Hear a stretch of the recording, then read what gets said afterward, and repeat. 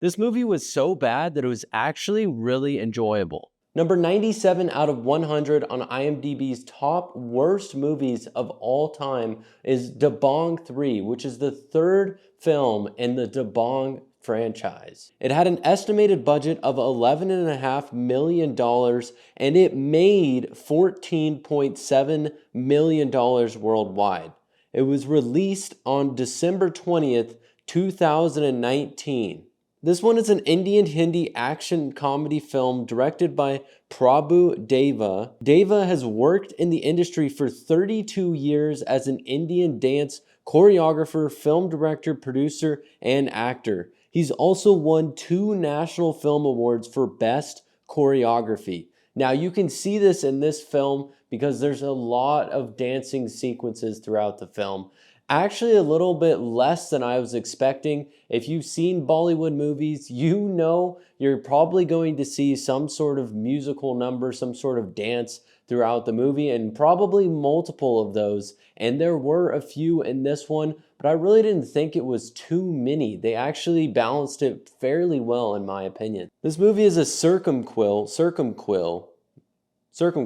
which is a story that takes place partly before and partly after another story. And it stars Salman Khan, who's like a Bollywood legend, an actor, film producer, and TV personality. He also, like the director, has a career spanning over 3 decades. He's won 2 National Film Awards as a film producer and 2 Filmfare Awards as an actor. He's known as one of the most commercially successful actors of Indian cinema. Forbes included Khan in listings of the highest paid celebrities in the world in 2015 and in 2018. Man, this guy is like the Tom Cruise of India. He also wrote the story of this series, which follows a corrupt cop, Chabul Pandey's journey of conflict when he comes across an old criminal, Bali Singh.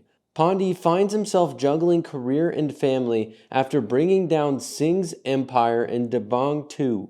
His past comes back to haunt him as Singh betrays him and puts Pandey's family in harm's way. So with a budget of $11.5 million and making $14.7 million worldwide, this film actually made a profit. And that is really saying something because right when it came out, it was during the time of the CAA protests, which actually affected this film, making it the lowest grossing film in the franchise. So in 2019, the Citizenship Amendment Act was passed by the Parliament of India in December of 2019, which allowed an accelerated pathway to Indian citizenship for persecuted religious minorities from Afghanistan, Bangladesh, and Pakistan who arrived in India by 2014. The law also did not grant such eligibility to Muslims from these countries and excludes 58,000 Sri Lankan refugees. So this was all occurring and there was large protests nationwide in India in 2019, right as the third film of this franchise that seemed to be pretty successful, pretty popular in India, came out. And it really seemed to impact the filmmakers and when they released this movie and how they thought it was going to turn out. And they seem to be actually fairly pleased with the results of it, actually making a profit and doing okay at the box office during this time, because I can imagine it was not a happy time in India and probably not a lot of people are going to see this movie in the theaters at the time. So yeah, film number 97 was definitely my favorite film so far that I've watched on this list.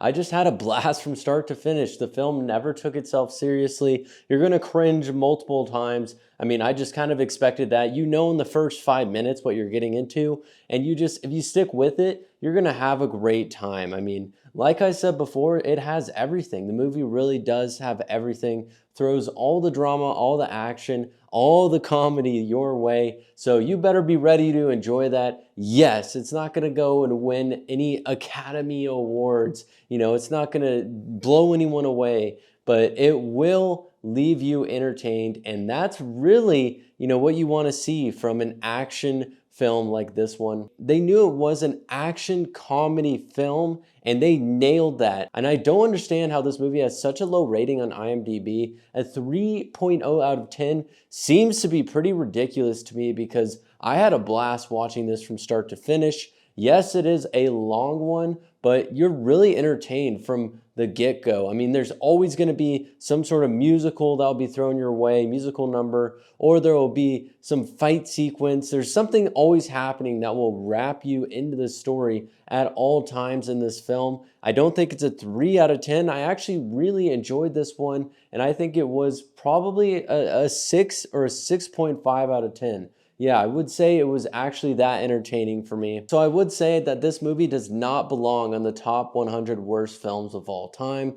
I really enjoyed it, and I think it's a lot better than its rating. Let me know what you guys thought of this movie and of this series. Should I go watch 1 and 2? Is it worth it? It seems like it is. The ratings of 1 and 2 are better than this one, but that's not really saying much, and I had a blast watching this one. So if you're new to the channel, I'm going on a journey of reviewing and watching the top 100 worst rated movies of all time. There's a list on IMDb, which I have in the description below. You guys can go check it out and follow along with me as I go through the list and watch all of these movies on the list. Some will be pretty entertaining like this one, and some will be horrible like the first one I did, and ones you really don't want to watch. So yeah, make sure you hit that subscribe button and follow along this journey. I will need all the support I can get because some of these movies are really hard to watch. So if you haven't seen this one, go check it out. I really enjoyed it. It's on Prime, and I will see you guys for film number 96 coming out soon. Oh, and also I've read that Dabong 4 might be coming out this year.